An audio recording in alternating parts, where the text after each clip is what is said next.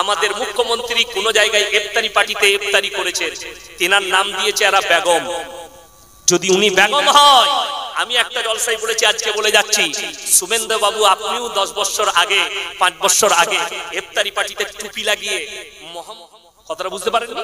ইনি যদি ইফতারি করার কারণে বেগম হয়, এই বেগম বলাটা ইসলামের তাওহীদ করা। তিনি কখনো নিজেকে বেগম বলেননি, মুসলিম মা বোনের দিকে ইঙ্গিত করেছে।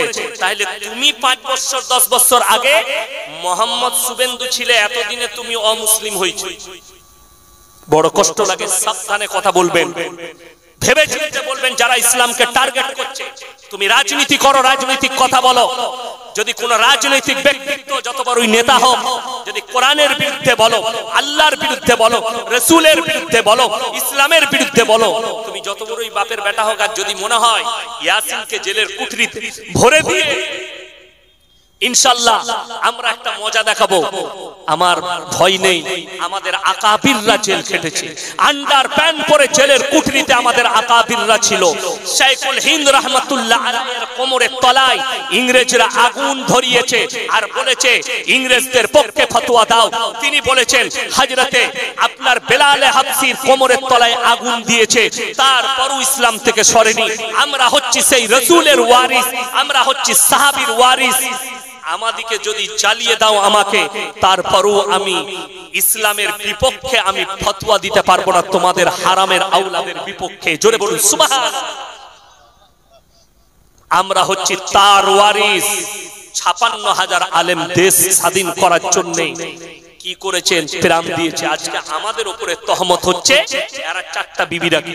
আমি বলিনি, মোবাইল ইউটিউবে আমার কাছে প্রমাণ আছে। মোবাইলে बागेश्वर धाम बाबा धीरेंद्र शास्त्री তিনি মানুষের সামনে বলছে शिकार करना बड़ा मुश्किल है, लेकिन सच बात है श्री राम जी के 5 पिता थे। कोटा बाप 5टा, इसमें हमारा कोई एतराज नहीं। श्री राम जी के 5 पिता क्यों था? ये हमारा बोलने वाला हम कोई नहीं है, ये धीरेंद्र शास्त्री बाबा बोल रहा है। इस पर हमारा कोई एतराज नहीं है कि क्यों श्री राम जी के 5 पिता थे। बड़ा कष्ट लगे अगर हमारा 4 बीबियां हैं, अल्लाह के रसूल के पास 11 बीबी, तो रसूल खराब हो गए। श्री राम जी के 5 पिता थे, वो खराब नहीं, हम उसको खराब बोल भी नहीं सकते। माताई रखबेन वला तसुब्बुल्लदीन यदऊना मिन दुनिल्लाह फायसुब्बुल्लाह अदवम बिगैरि इल्म। এটা আল্লাহর হুকুম মুমিনদের জন্য, মুসলমানদের জন্য। তোমরা কারু দেবদেবীকে, কারু ধর্মকে গালি দিও। আমি এতক্ষণ বক্তব্য রাখলাম, কারু দেবদেবীকে গালি দিয়েছি? কথা বলে দেইনি, আর দিতেও পারবো না। আমি ব্যক্তিকে বলছি, যে ব্যক্তি ইসলামের বিরুদ্ধে আঙ্গুল তুলেছে আমি তাকে বলছি। তার উত্তর দিয়েছি যারা আমাদের বিরুদ্ধে আঙ্গুল তুলেছে। আমার ভাই কোন ধর্মের, আমার 1 লাখের বেশি জলসা ছুটছে, কেউ যদি একটা ক্লিপ দেখাতে পারেন কারু দেবদেবীকে গালি দিয়েছি, কারু ধর্মকে গালি দিয়েছি, আমি জীবনে সমাজের বুকে বক্তব্য দেব। আমার এতেরাজ কোন ধর্মের প্রতি নেই, আমার অভিযোগ নেই। কিন্তু তুমি যদি আমার রাসূলকে গালি দাও, আমরা শ্রী রামজিকে গালি দিতে পারবো না। তোমরা যদি আল্লাহর রাসূলকে গালি দাও, আমরা শ্রী কৃষ্ণজিকে গালি দিতে পারবো না। খ্রিস্টানরা যদি মুহাম্মদ সাল্লাল্লাহু আলাইহি সাল্লামকে গালি দেয়, আমরা ঈসা মসিহকে গালি দিতে পারবো না। এটা আল্লাহর রাসূলের হুকুম নয়, আমার আল্লাহর হুকুম নয়। এই জন্যই কারু দেবদেবীকে গালি দিবেন না। আল্লাহ কোরআনে বলছে তুমি যদি কারু দেবদেবীকে গালি দাও, সে তোমার আল্লাহকে গালি দিবে, তোমারই ক্ষতি হবে। কেউ গালি দিবে, কিন্তু নিজের ধর্ম থেকে সরবে। এরা ঠান্ডা মাথায়। ইমাম আবু হানিফা রাহিমাহুল্লাহ বললেন তোমরা কাল সকালে এসো, আমি উত্তর দেব।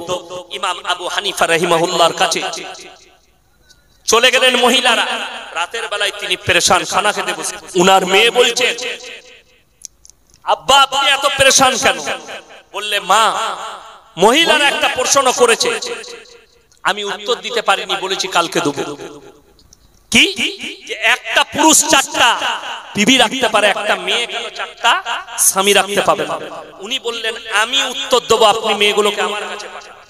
তারপরের দিন সকালে যখন মহিলারা এসেছে, বললে তোমরা আমার মেয়ের কাছে যাও, সেই উত্তর দেবে। ইমাম আবু হানিফা রাহিমাহুল্লাহর মেয়ের কাছে এলেন। মেয়ে বলল তোমরা বসে যাও। রিওয়ায়েতে আছে প্রত্যেক জনের কাছে একটা করে কাটোরা ধরানো হয়েছে, বাটি। পর্দায় যাও আর নিজের নিজের স্তনে দুধ বের করে নিয়ে এসে প্রত্যেকটা মহিলা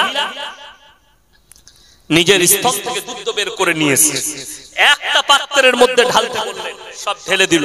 আচ্ছা, সব দুধগুলো যদি ঢালে মিক্স হবে না? হবে না। মিক্স হয়ে গেল। এরপরে সেই মহিলা ইমাম আবু হানিফা রাহিমাহুল্লাহর মেয়ে বললে, তোমরা নিজের নিজের দুধগুলো বার করে নাও। সেই যুগটা টেকনোলজির যুগ ছিল না, সেই যুগটা সায়েন্সের যুগ ছিল না। বললে নিজের নিজের দুধগুলো বার করো। মহিলারা বললে, তুমি পাগল, এই দুধগুলো মিক্স হয়ে গেছে, কেমন করে বার করতে পারি? ইমাম আবু হানিফা রাহিমাহুল্লাহর মেয়ে বললে, তোমরা যে বলছো 4টা করে পুরুষ দরকার, একটা ছাগল যখন মাঠে যায় 5টা পাঁঠা মিলামিশা করে, কার বীর্যত তারা বাচ্চা হয়েছে এটা আল্লাহ ছাড়া কেউ জানে না। একটা গাই যখন মাঠে যায় 5টা ষাঁড় মিলামিশা করে, কার বীর্য থেকে বাচ্চা হয়েছে এটা আল্লাহ ছাড়া পৃথিবীর কেউ জানে না। তোমরা যদি 4টা পুরুষ গ্রহণ করো, তোমার গর্ভে বাচ্চাটা কার বীর্যত দ্বারা হয়েছে এটা নিয়ে সমাজে দ্বন্দ্ব দাঁড়াবে।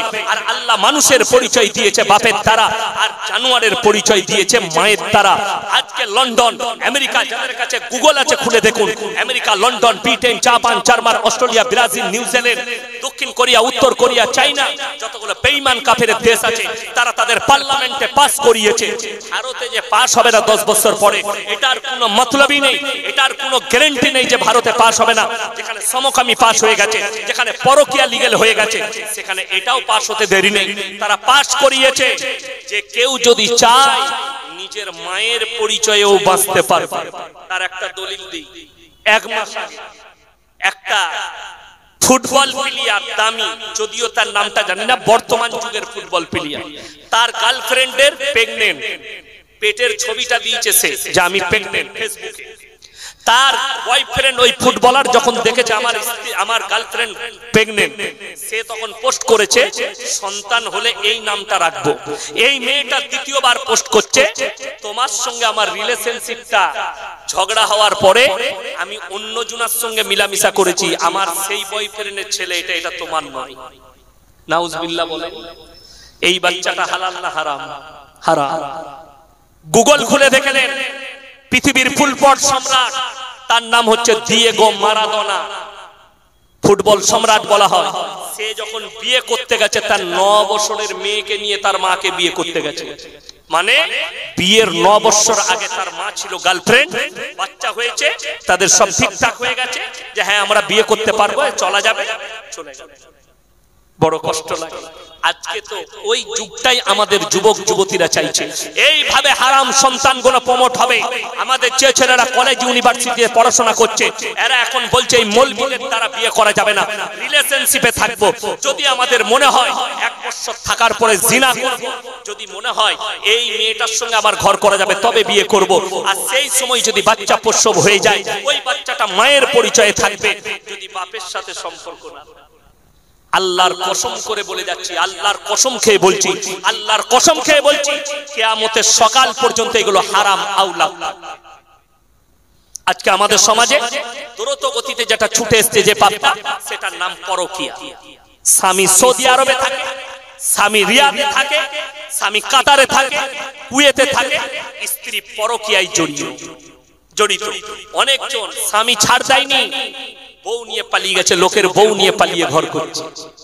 জেনে রেখে দেবেন, আগের স্বামী যদি তালাক না দেয়, ইদ্যত পালন না করে, সেই মেয়েটা যদি গোটা পৃথিবীর কাবা ঘরের ইমাম এসে নিকাহ পড়ায়, আল্লাহর কসম করে বলছি নিকাহ হবে না। যতদিন থাকবে জিনা করা হবে, যতগুলো বাচ্চা পয়দা হবে হারাম আওলাদ। আজকে সমাজ ওটাই প্রমোট করছে, পরকীয়া। হ্যাঁ, যদি তোমার মনে হয় এই স্বামীর সঙ্গে আমার ঘর করা যাবে না, স্বামী তালাক দিচ্ছে না অথচ তোমার উপরে অত্যাচার করছে, আপনাকে ইমারতে শরিয়া, মুর্শিদাবাদে যেখানে ইমারতে শরিয়া আছে যে মাদ্রাসা, সেখানে যেতে হবে। সেখান থেকে খোলা তালাকের একটা সিস্টেম আছে, সেই সিস্টেমেটিক্যালি আপনি তালাক নেবেন। তবে তালাক হবে। তারপরও 3 মাস 4 মাস 10 দিন 3 মাস 10 দিন ইদ্যত পালন করতে হবে, তারপরে তুমি অন্য স্বামী গ্রহণ করতে পাবে। আমাদের সমাজ বেঈমান কাফেরের আখলাক তারা ঢেকে ফেলেছে, ওই জায়গায় গিয়ে আমরা ঢুকে যাচ্ছি। আমাদের সন্তানরা ওই জায়গাগুলোকে প্রমোট করছে যে না, এই মৌলবীদের কথা না শুনে গার্লফ্রেন্ড আর বয়ফ্রেন্ড উপরে বিশ্বাস করছে। ইসলামী শরীয়তে গার্লফ্রেন্ড আর বয়ফ্রেন্ড শব্দটাই হারাম শব্দ। ইসলামে কেউ যদি মনে করে রিলেশনে থাকবো এটা হারাম সম্পর্ক, এটা লিখে নিয়ে যান কাগজ থাকে। তা কোন মৌলবী আর মুফতি যদি বলে দেয় যে এটা হালাল সম্পর্ক, আমি আর জীবনে সমাজের বুকে বক্তব্য দেবো না। আমি চ্যালেঞ্জ ছুড়ে বললাম এই সম্পর্ক হারাম। যদি কোনো মেয়েকে তোমার পছন্দ হয় তার বাড়িতে বিবাহের প্রস্তাব পাঠাও হালাল তরিকায়। যদি তোমার তকদিরে থাকে বিবাহ হবে, আল্লাহর কাছে দোয়া করবে, আল্লাহ এই মেয়েটাকে আমার পছন্দ, আমার তকদিরে থাকলে তুমি আমার কপালে এনে দাও। তা না হলে আপনি পাবেন না। আপনি জানেন নবীজি সাল্লাল্লাহু আলাইহি সাল্লামের মেয়ে হযরতে ফাতেমাতুজ জাহরা রাদিয়াল্লাহু তাআলা আনহা, তিনার বিবাহের প্রস্তাব প্রথম যিনি দিয়েছিলেন তিনি হচ্ছেন হযরতে উসমানে গনি রাদিয়াল্লাহু তাআলা আনহু। আল্লাহর নবী তিনাকে বলেছিলেন, হে উসমানে গনি, তুমি এক থেকেও সুন্দর আর নেক বিবি পাবে, আর ফাতেমা তোমার থেকেও ভালো স্বামী পাবে। হযরতে আলীকে বললে তুমি যাও তেল মোহর নিয়ে এসো আর তুমি বিবাহ করে নাও, তোমার সঙ্গে আমার মেয়ের বিবাহ দেওয়া। এইটা হচ্ছে হালাল তরিকা। আমাদের দেশে তো এখন হালাল প্রেম বেরিয়েছে, শুনেছেন আপনারা? হালাল প্রেম মৌলবীরা জানে না, আমরা জানি। কিরকম? বাবা দুজনাই নামাজি, প্রেমিকও নামাজি, প্রেমিকাও নামাজি। এসার নামাজ পড়ে খানা খেয়ে ঘরে ঢুকে ফোন শুরু করছে, আসসালামু আলাইকুম, ভালো আছে? হ্যাঁ ভালো আছে। এরপর কথা শুরু হলো, কি খেলে, কি খেয়েছো, কি তরকারি তোমার মা কে রান্না। সারা রাত গল্প করে মুয়াজ্জিন যখন আজান দিচ্ছে হাইয়া আলাস সালাহ হাইয়া আলাল ফালাহ, তখন বলছে তোমাদের ওখানে আজান হচ্ছে? জি। তোমার ওখানে হচ্ছে, তাহলে রেখে দিই শোনা, নামাজ পড়ো। হ্যাঁ নামাজ পড়ো, কিন্তু একটা দিবে না। আর যারা দেয় তারা হাসছে। বড় কষ্ট লাগে হারাম শব্দ। বিয়ে ঠিক হওয়ার পরে যে ছেলে মেয়েরা মোবাইলের দ্বারা কথা বলে জিনা করার সমান পাপ হবে।